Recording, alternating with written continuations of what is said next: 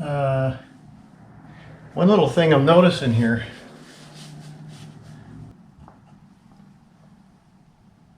Chick-fil-A grilled chicken.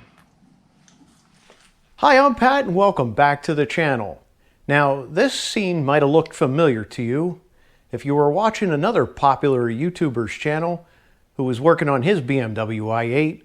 You see, that other YouTuber, he recently called me out for being weak. He said, Pat, you gotta step your gym game up, bro. well, it doesn't look like I need to go to the gym. What do you guys think? All that healthy chicken that I'm eating from Chick-fil-A instead of that breaded stuff? No, I'm staying lean and I'm staying healthy. So let's move on to what you actually want to see today. A push-up contest between me and Rich Rebuilds. All right, enough of that nonsense. You came here to learn more about a problem with the BMW i8, and that's exactly why I have this car off the ground right now, because there's a common problem that exists on the i8, but I've also heard that it exists on a lot of BMWs as well. Let's take a closer look. Now, I've been driving the BMW i8 in a lot of rain and weather over the past few days, and this is an example of all the debris that you're going to get pretty much everywhere around the wheels. And that debris ultimately is going to go down inside these rubber gaiters. And these are shock boot covers, and they deteriorate. So up here at the top, you have a rubber bumper, and then the shock boot cover's actually supposed to be connected here. And it's supposed to protect that piston. So you could see that silver piston there. Well, there's debris that's sitting on the very top of the shock where that piston goes in, and there's a seal in there. And that seal prevents the hydraulic fluid inside the shock from coming out. Now, if you have a bunch of debris in there and it's constantly moving up and down, it's actually wearing that seal. So this is a common problem in the BMW i8. I would say after about 3 years of ownership, these pretty much start to fall apart. So the problem with this is if you actually get a leak where the piston goes in and out of that shock, the only way to fix it is to replace the shock. Now, these shocks are extremely expensive. There'll be a link in the description below for the part numbers. And mainly that's because there's a valve in here. They're electronically controlled so that you have a softer ride in comfort and you have a harsher ride or a more stiff ride in sport mode. So they do have a functionality about them that makes them a little bit more advanced, and that's why they're a little bit more expensive. But if you have to take it to the dealer in order to get it fixed, it's even more expensive. Not only that, but up in the front, this shock right here, you need a laser and a mirror, and you need to align some things before you ever install a new shock on the car. So, that's a lot of labor. Not only that, then you have to align the car. So you can replace the shocks yourself.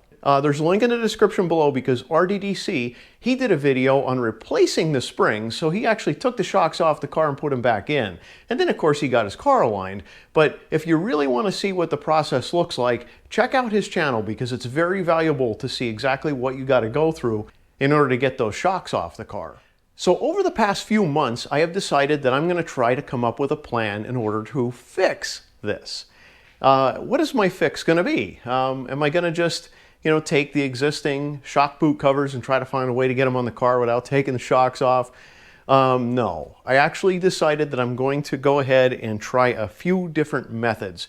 And that required me to go out and get some neoprene and some Velcro and use my sewing machine and break a sewing machine needle and use some staples and finally get this thing on the car just to see exactly how it would work. And it worked, but I wasn't happy with it. So I went out and I got some replacement shock boot covers. They're a universal brand, and I cut them in half and I made a slit and I replaced really what was inside the spring of the i8. And then I used some flex tape, that silicone tape, to cover them up. And they worked pretty well. They actually kept a lot of debris out of the pistons, but the problem with them was related to travel. So as a suspension would travel, that rubber bumper wouldn't stay at the very top of the shock tower. It would actually move down. And I didn't like that. I didn't want that rubber bumper to be moving with the suspension. So it just seemed like that didn't work very well for me. So what did I do next? I went out to the web and I looked for a product that could actually go around the outside of the spring. Now it's easy to find some coilover covers, but they're typically for about a 2.5-inch diameter spring. But the springs on the i8 are 5 inches in diameter. So what was I to do? I had to go through some testing. I decided to purchase a set and put them on the passenger side of the car. So let's take a closer look at that right now. So this is the right rear of the i8, and like I said, there's still a lot of mess and debris here. These are the coilover covers, and if you could see, they cover the entire spring. So there's no debris getting in there, and they don't really interfere with travel at all. And they are designed to be placed in here when you're actually installing new coilovers. But in my case, I decided to modify them a little bit and hold them up there with a zip tie. But these work very well. There's a slit on the other side along with some Velcro. But before we get into that, let's look at the right front. So here's the right front, and this spring up here in the front of the car is actually smaller than the spring in the rear. So I had to modify these a little bit by cutting them off. They were a bit too long, but they actually held up pretty well. I've been driving the car for about 500 miles. I'm very happy with the results, and as you can see, they're keeping debris out of that seal where the piston goes. So yeah, just a few cuts and a zip tie just to make sure it stays in place, and I've been pretty happy with these. So here's the package they come in. It's a Kirky, and it's a model 41. So these are the ones that are designed to go around a 5-inch diameter spring. And let's just go ahead and take them out of the bag and take a closer look at them. They come in a pair, so there are 2 of them here. So if you're doing one side of the car or just the front, this will satisfy, but if you're going to do all 4, you're going to need to have 2 of these, so two packages.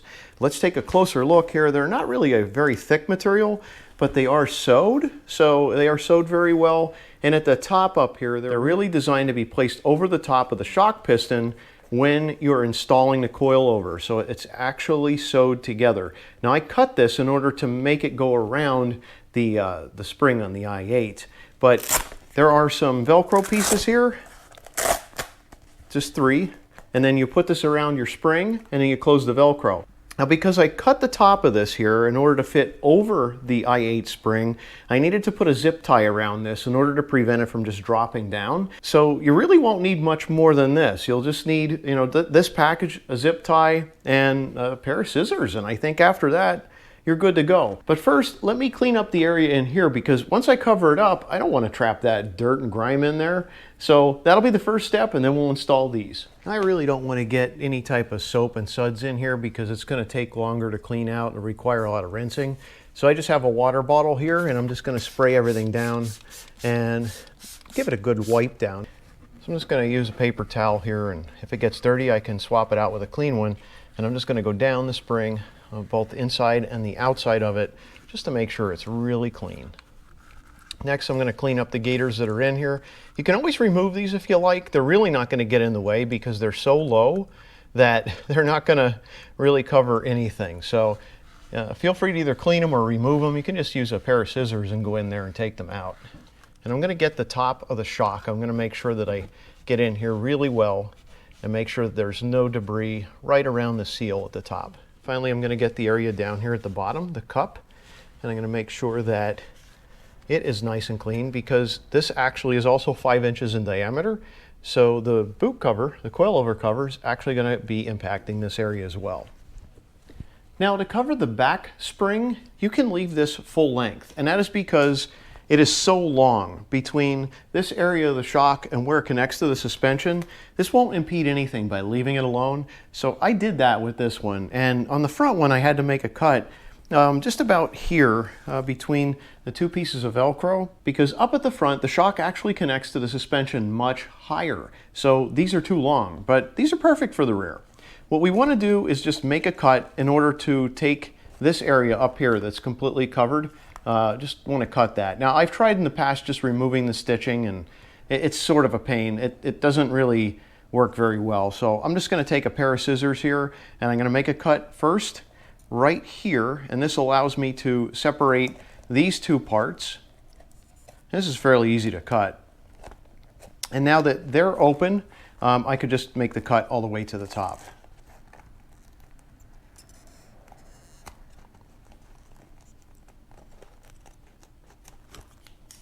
So that's that. This really looks like a hack job, but it works well. So at this point, we're able to slide this over the spring, and we could always keep this at the top. It's not really going to get in the way. If it does get in the way, we could just cut it off. Now on the front, I had to cut this. So we're just going to try to put this in the i8 in the back without cutting it at all. Now I may be struggling a little bit because I have a camera and a light over here that's also in my way, but I should be able to pull this off. Let's see.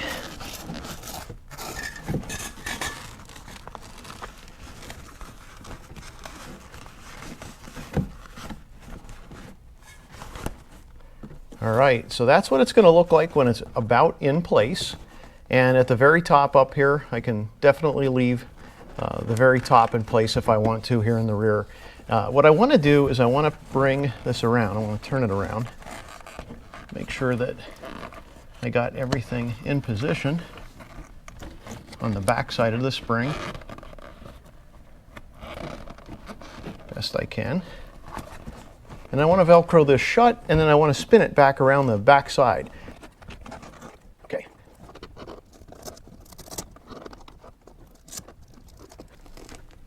There we go. I already have my first piece of Velcro at the top connected. It's good to get this as tight as you can, and then that way it won't fall apart later. So that's all lined up, and next I'll just line up my other pieces of Velcro.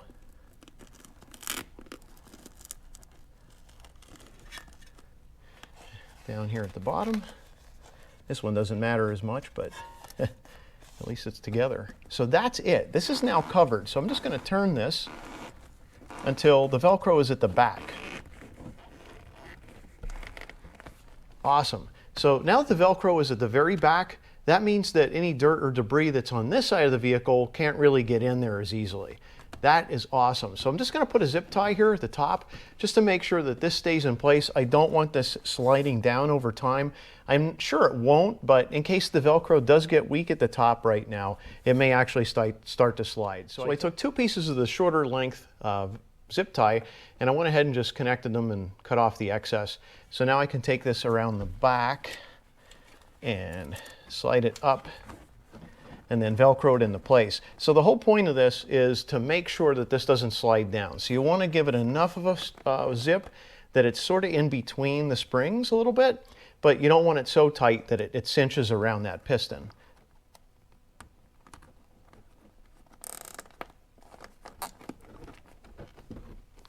There we are. Now there's enough travel back here that you won't get these springs touching each other. So any of this excess up here doesn't hurt at all. But if you don't like this bunching up here, you can always cut this off and then just zip tie it again. So in case you do have any issues, but it's been working fine on my right rear. So now the left rear is done. Let's go to the front. So let's take a closer look at exactly what we're going to be working with. As you can see up here, there's pretty much only 2 or 3 inches of travel between the top of the shock and the cushion that's up there near the strut tower. So we really don't have much to cover here, and as you can see down here, this is where the shock connects to the suspension. So we definitely want to cut our spring covers off about 2/3 of the way up in order to accomplish the cover over here without impeding any of the suspension parts, because we do have an axle down there. We do not want to interfere with that. But first, I'm also going to go through the same process of cleaning this up so there's no debris trapped underneath the cover.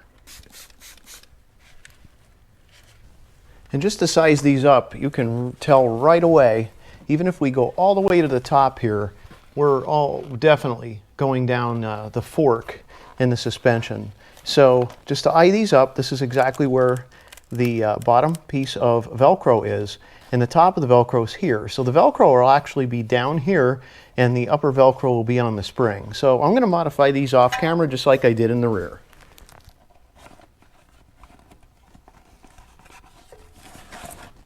This is the same area where I ran into some trouble last time. I figured I'd just give it a try again, but there's no way I can get this part around this cushion. It seems to be much bigger up here, so I'm going to go ahead and cut this ring off of here. All right, now that ring is off of there, I left the sewed part here at the top. That's important to give it strength, and we'll give it another try. I did run into this problem on the passenger side, but I figured I'd give it another try just to see if there was something silly that I was doing. And in fact, it's nothing that I was doing. It just doesn't have room. And the same thing, we're going to try to get this as high as we can, and then start the Velcro connection at the top and stretch it over and Velcro it together as we come down.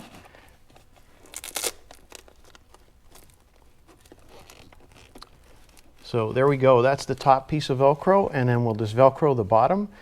Let's just twist it a little bit more, there we go. Give it a pull, Velcro it together, and there you go. It's covering very well. So I'll go ahead and twist it into place.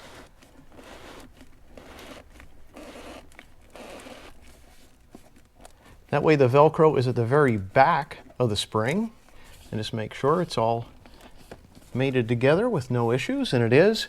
And here is the very top of the shock itself here, and we're just over that a little bit. So this is a pretty good length, I think, you know, just cutting it right below that second piece of Velcro. And everything is tucked in very well at the top. So let's get our zip tie and just zip tie it into place so it doesn't fall off.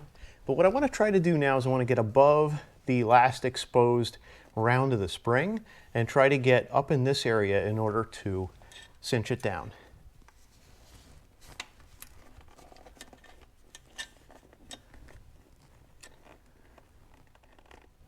Since that's pretty much outside of the view of the camera in that position, there we are. That's exactly where I have my zip tie at, and I'll just go ahead and cut off this excess here, and it will protect very, very well. So that covers today's install. If you're looking for these, there'll be links in the description below where you can find these, get them shipped to you. They're not so expensive, and the reviews for these have actually not been very good, but I think for the folks that are using them in maybe off-road conditions, they're really not holding up. But for me, I've been pretty happy with them so far. If they don't last, I'll leave a review in the description below. But these are the models you're looking for, the Kirky Model 41, and after you modify them a little bit to fit the i8, well, you're left with a little extra here. So this could always be used for a repair. If you need to, you could probably just glue this on the existing one if you have any types of tears or anything. So I'd hold on to the excess. If you liked today's video, please give me a big thumbs up. If you haven't subscribed to the channel, please subscribe and ring that bell for notifications as I'll be posting more BMW i8 content. It's time to give this baby a bath. Thanks for watching and happy motoring.